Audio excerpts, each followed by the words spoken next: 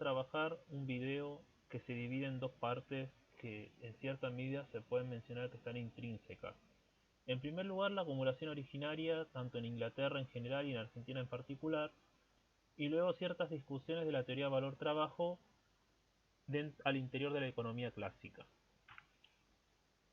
La acumulación originaria es un concepto que diseñó Marx en el último capítulo del tomo 1 del Capital para explicar la génesis del capitalismo utilizando de modelo el caso inglés. La primera noción que discute Marx en la acumulación originaria es refutar el esfuerzo individual del devenido capitalista o empresario actual. Aunque no quita que existieron casos puntuales en los cuales tanto como campesinos u obreros terminaron siendo capitalistas, esos casos son los menos, pero no refuta el concepto principal que Marx acuña en la acumulación originaria. Esta acumulación originaria da cuenta de cómo surge el capital previo a que exista el capitalismo, y lo sintetiza a partir de tres mecanismos principales.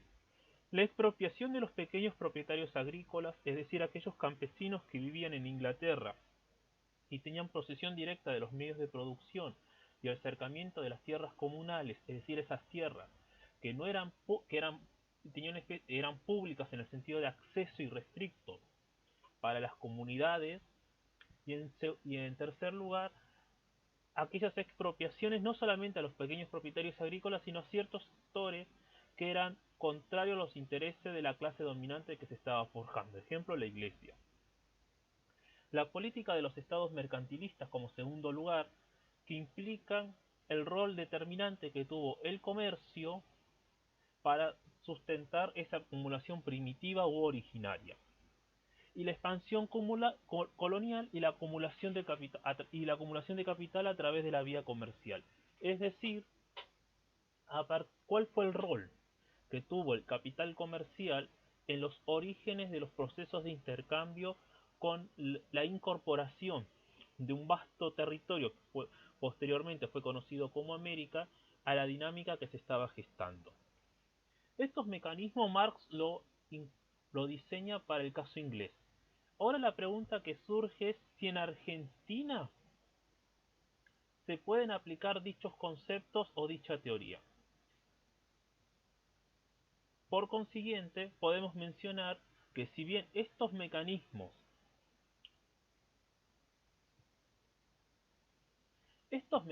no son suficientemente explicativos para dar cuenta del capitalismo. Es decir, existe un proceso más intrínseco que Marx lo desarrolla en un capítulo inédito del Capital, o conocido como libro cuarto, en el cual desarrolla dos conceptos importantes: la distinción entre subsunción formal y subsunción real del trabajo al capital. Es en ese periodo de transición, que es un concepto clave en el desarrollo del capitalismo, esa transición que se da en Europa del modo de producción feudal, producto de su descomposición, al surgimiento y consolidación del modo de producción capitalista, Marx distingue esta subsunción formal, que es cuando el capital subordina un modo de trabajo preexistente o relaciones de producción preexistentes bajo el dominio del capital. Ejemplo, la servidumbre, la esclavitud, en líneas generales en Europa.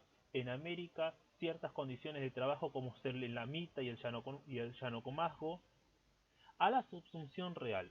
Cuando esa subsunción real existe cuando las relaciones de producción ya han sido implementadas o son consideradas hegemónicas. Es decir, se mantienen ciertas formas de trabajo, pero no son más que subsidiarias al modo de producción capitalista.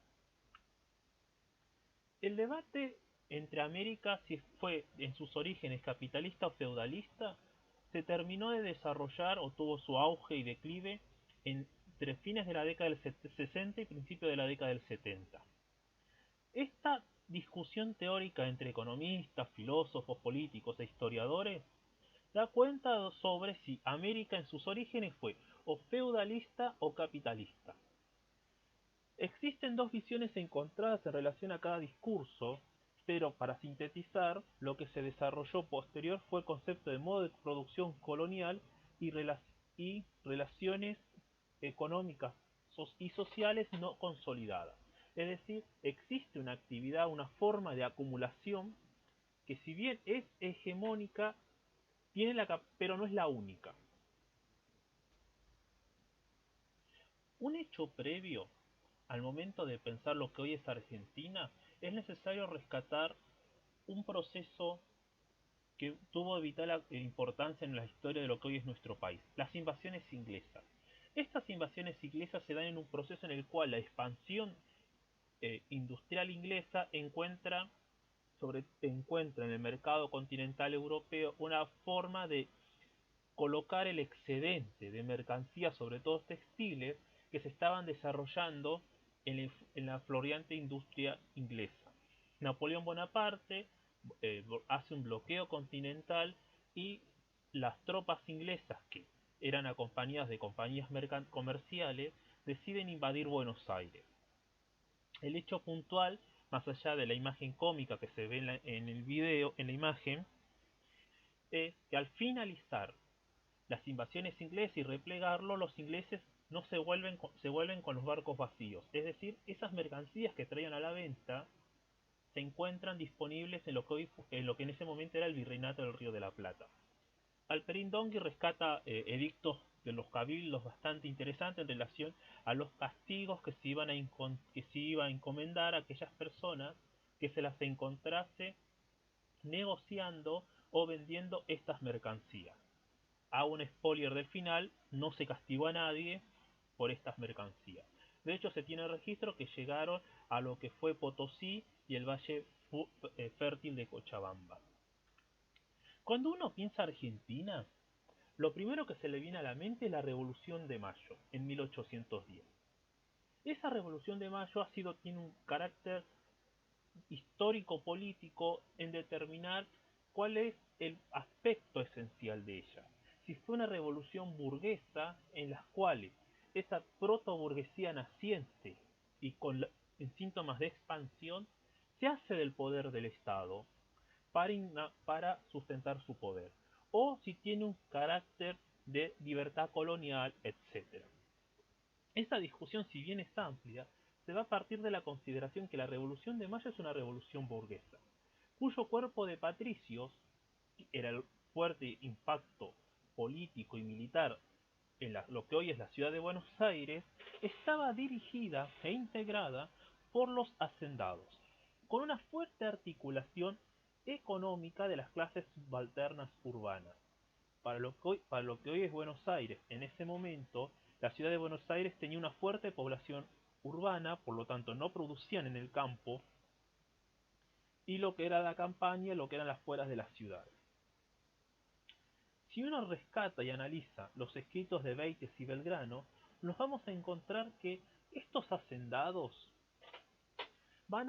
tienen un programa político, en los cuales se puede sintetizar en sus palabras la proletarización de la fuerza de trabajo, la libre circulación de mercancías y la propiedad privada de los medios de producción. Y en la vereda de enfrente, los contrarrevolucionarios estaban integrados por aquellos comerciantes monopolistas, cuyas licencias de comercio se otorgaban por privilegios feudales. Alperín Dongui menciona que si uno quiere rastrear el germen de la Revolución de Mayo, tiene que ir a encontrar ese punto en el que un comerciante inglés con contactos en la ciudad de Buenos Aires, en vez de acceder al contrabando de sus mercancías, pide permiso, y el cabildo se lo autoriza, y que los conflictos se van a suscitar cuando el cabildo decide restringir esa libertad de comercio, en los cuales los hacendados de Buenos Aires empezaban a ver incrementada su riqueza. Estos hacendados van a determinar las relaciones sociales en la campaña. Si bien uno puede, tomando en base a Lenin y a Marx en relación a la acumulación originaria, uno encuentra dos mecanismos principales. El Estado como garante político de las relaciones sociales y que fija determinadas conductas, en este caso productivas, y la coacción estatal al trabajo. Entre los casos, leyes contra la vagancia, la violencia para crear y o expandir determinadas relaciones de producción. En el caso de los que hoy fue Argentina, nos vamos a encontrar que ya para 1810, si bien existían obligaciones de trabajo, no era una formas de trabajo proletarias, no estaban determinados, obligados en el sentido de trabajar en general, sino a trabajar en determinada unidad productiva. Porque si algo los historiadores y económicos de esta época están de acuerdo es que una de las grandes debilidades del sistema productivo que imperaba en Buenos Aires era la escasez de brazos, esa escasez de mano de obra que iba a trabajar en la campaña. Hechos puntuales, en 1800 y 1811, el Cabildo de Buenos Aires, en periodos de cosecha, esta población urbana que acudía al mercado a comprar los bienes necesarios, prohíbe el desarrollo de trabajo manual en la ciudad, obligando a todos aquellos proletarios a ir al campo para hacer brazos de la cosecha. Y en la campaña el grado de exposición no era absoluto. Existía una pequeña producción, pero que en los registros daba cuenta de que no era una generación de subsistencia, no alcanzaba para las familias ser autosuficientes, por lo tanto tenían que acudir al mercado, no solamente a comprar los bienes necesarios, sino a vender su fuerza de trabajo. Y que esa coacción no fijaba a los campesinos en ese momento, después posteriormente obreros, en un lugar determinado. Existían libertad de viaje, registros en los cuales estos obreros trabajaban y migraban a diferentes lados de residencias familiares. Para sintetizar, lo importante es esto: cuando estos hacendados toman el poder del Estado, una de las formas de retribución y para beneficio personal era la asignación de brazos en determinadas unidades productivas en desmedro de otras. ¿Cuáles eran los mecanismos de acceso a la tierra? Bajo el periodo colonial, la tierra era una propiedad del rey, y el rey otorgaba edictos en los cuales se permitía el usufructo a terceros. Es decir, la persona que poseía la tierra era dueña del uso y fruto del trabajo, pero no era propietario en términos legales. Posterior a la revolución, el Estado comienza a reconocer títulos de propiedad a ciertos hacendados. Entre las causas iban a ser servicios a la causa revolucionarias, entre los que se va a destacar el abuelo de Rosa. Esto, o donar dinero, o donar personas para la guerra civil, eran motivos de acceso a un título de propiedad reconocido por el Estado. Otro mecanismo es que aquellas personas que usufructuaban una porción de tierra, como política fiscal se les reconocía el título de propiedad, se les concedía un título de propiedad para que comiencen a pagar impuestos. Lo importante es que para fin de 1820 ya no quedan registro de tierras realengas o de tierras cuyo título de propiedad provenían de aquellos viejos edictos coloniales. Cuando uno piensa la expansión del capitalismo en Argentina, es necesario tener en cuenta que este se forja en relación a la revolución industrial inglesa, que en ese momento empezaba a vislumbrar las primeras crisis de la primera revolución industrial, y el carácter progresivo que va a tener el capital inglés en lo que hoy es Argentina. ¿Qué es Argentina? Cuando uno se pregunta si podemos hablar de Argentina en 1810, la primera pregunta, o la forma de dar respuesta a esta pregunta, es recurrir al prólogo de Revolución y Guerra de Alperín Dongui. Él menciona que entra en debate con dos historiadores que ven la nación argentina en 1810. Él va a decir que no. De hecho, después, si uno hace un análisis teórico más pormenorizado, en América Latina el Estado crea la nación, a diferencia de Europa, que la nación se crea un Estado. En los mapas que ustedes pueden observar se muestra la evolución territorial de lo que hoy es nuestro país. Argentina, cuando nace, es un grupo de la joven generación argentina, generación del 37, cuando a partir de ahí se empiezan a reconocer como argentinos y esa tipología y forma y cultura se empieza a expandir posterior a 1850. In which Rosas has been elected governor of Buenos Aires. How to describe him? He is a man of limited culture. Let's see if we can talk to him. Mr. Rosas, excuse me, a question please. Mr. Rosas. ¿Cómo piensa encarar su gobernación? El rey es como un padre.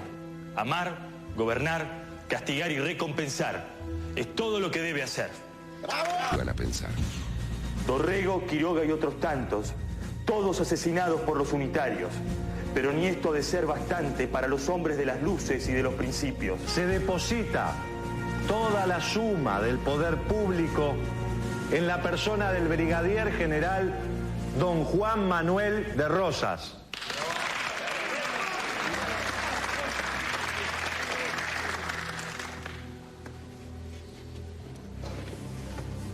¿Hasta cuándo vagaremos de revolución en revolución? ¿Hasta cuándo el crimen será halagado por la impunidad? ¿Cuándo será el día en que las leyes serán respetadas? Que aún no son suficientes las lágrimas que hemos llorado. Las vejaciones, las ignominias, las escenas de terror que hemos vivido. ¿Cuándo será el día en que los juramentos tengan algo de sagrado? La unión, mis compatriotas. La Santa Unión. La patria nos la pide.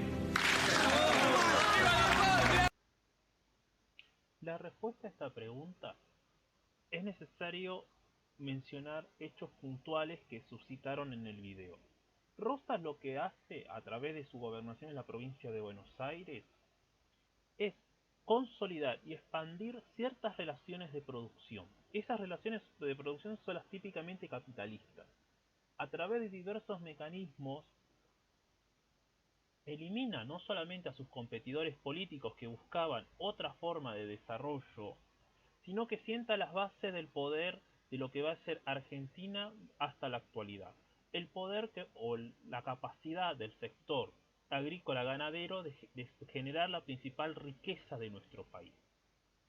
Y genera un proceso de disciplinamiento no solamente de otras fracciones de la clase dominante, ejemplo los unitarios, sino mecanismos de coacción a través de mecanismos violentos de lo que van a ser las clases trabajadoras. Y legitima ese proceso que se viene dando desde y legitima un proceso que se viene suscitando desde 1810, la reforma agraria, que es impulsar el desarrollo capitalista en el agro, en primer lugar para liberar población para las ciudades, eliminando campesinos, es decir, elimina aquellos viejos resabios de población de autosubsistencia y termina de consolidar la propiedad privada en áreas rurales.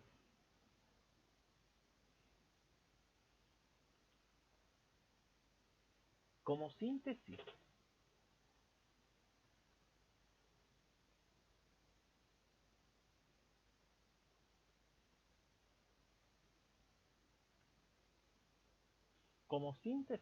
nos vamos a encontrar con estos mecanismos que, si bien son propios de Inglaterra entre el siglo XIII al siglo XV, en Argentina tuvieron sus mecanismos en un contexto mundial diferente. El capitalismo se estaba expandiendo a un nivel de próximamente a ser hegemónico a escala global, cuyos mecanismos de expropiación y políticas de Estado ya se habían consolidado, y las fracciones de la clase dominante que habían hecho esta revolución de mayo, esta revolución burguesa, terminan de conferir el aparato jurídico que va a incorporar a lo que efectivamente pasa a ser Argentina, a la economía mundo y a las dinámicas de relación capitalista a escala global.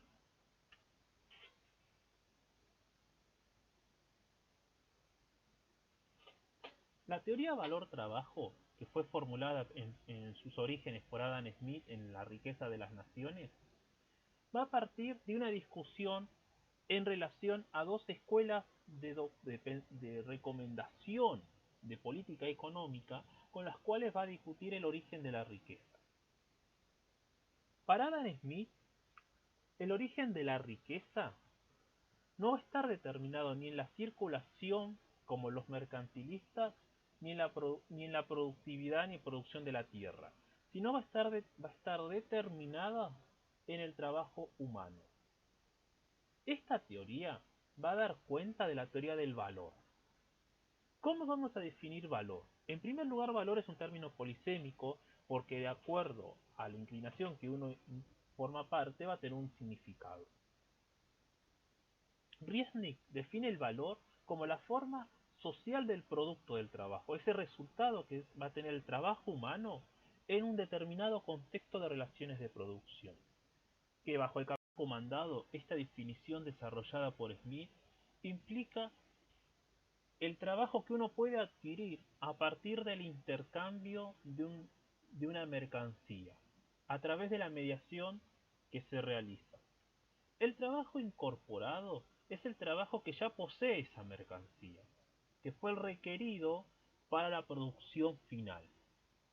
Adam Smith, en el desarrollo de su obra, se encontró con ciertas dificultades al momento de convertir al trabajo como una fuente única y exclusiva del valor. En primer lugar, el valor de cambio no se encuentra determinado por el valor de uso. De ahí la diversa paradoja del agua y el diamante.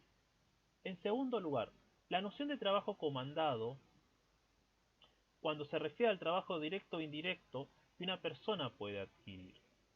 En tercer lugar, cómo hacer compatible la teoría del valor-trabajo al proceso de intercambio, porque uno desconoce al momento de realizar el intercambio la magnitud de trabajo propia en ese bien y las dificultades al momento de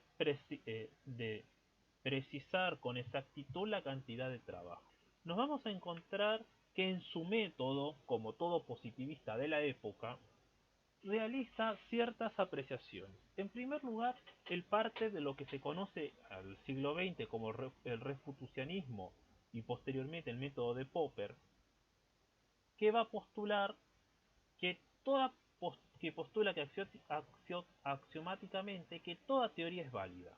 En primer lugar, ¿qué significa esto? En forma sintética, que si esa conjetura no puede ser refutada mediante ningún hecho empírico, si bien la hipótesis no es corroborada, tampoco puede ser descartada.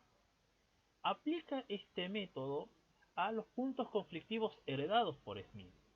Y en tercer lugar, Ricardo plantea que esos obstáculos formulados con los que se encontró Smith no contradicen la ley del valor-trabajo con excepción del comercio exterior.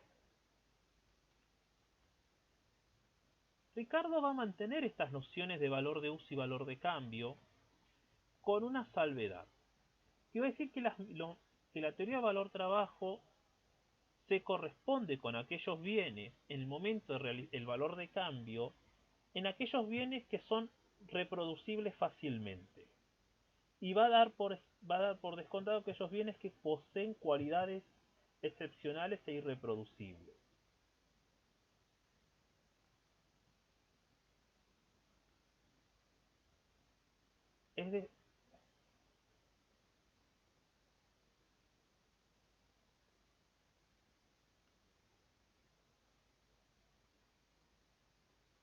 ¿Con qué dificultades nos vamos a encontrar entre Smith y Ricardo?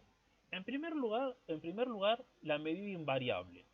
Adam Smith fracasó en buscar esa medida que sea objetiva y que se aplique con conocimiento de los hombres al conocer el trabajo en el momento de intercambio. David Ricardo va a decir que esa medida no existe, pero que aunque no exista esa medida, la ley fundada en el trabajo va a operar sin dificultades, es decir, se va a cumplir. El segundo postulado, el desdoblamiento del valor en sentido de valor de trabajo comandado e incorporado. Ricardo va a decir que el valor comandado va a conducir una falsa vía. En este caso, el salario que va a tener esta noción de valor comandado no se determina ni mide el valor. En relación al valor del trabajo, que se conoce como salario, que es lo que es el salario, la retribución, Smith no logra incorporar el salario a la teoría del valor trabajo. Ricardo incorpora esta distribución al interior de las clases sociales. De hecho, Ricardo va a ser conocido como el padre de la distribución en la economía. Y la última arista es el empleo de capital. Smith se encuentra que tiene una incongruencia al momento de determinar la tecnología y la maquinaria en el momento de realizar una mercancía. David Ricardo va a sostener que cada mercancía tiene un valor pasado a través de las tecnologías y de la maquinaria. Ese trabajo pasado va a formar parte de esa mercancía final.